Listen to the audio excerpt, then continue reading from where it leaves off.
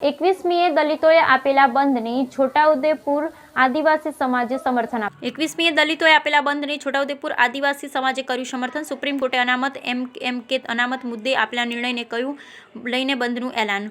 છોટાઉદેપુર સમસ્ત આદિવાસી સમાજ સંગઠનને બંધ રાખવા અપીલ કરાઈ. Bureau report Rehan Patel, Chhota Udepur. આજની આ પ્રેસ વાર્તામાં અમે સમસ્ત આદિવાસી સમાજ સંગઠન વતી આપ સૌનું સ્વાગત કરીએ છીએ. આ પ્રેસ વાર્તા ખાસ એક મહત્ત્વના વિષય પર રાખવામાં આવી છે, અને એ છે કે તારીખ 21/8/2024 એટલે કે પરમ દિવસે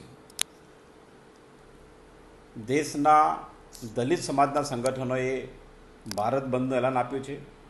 અને ભારત બંધના એલાનનો વિષય એ છે કે સુપ્રીમ કોર્ટે 1 ઓગસ્ટે જે જજમેન્ટ આપ્યું કે આદિવાસી અને દલિતમાં અનામતની પણ અનામતની અંદર અનામત, કોટાની અંદર કોટા, એ જે જજમેન્ટ છે એનાથી આદિવાસી અને દલિત સમાજ વચ્ચે વર્ગ વિગ્રહ ઊભો થાય, ભાગ પડે, કન્ફ્યુઝન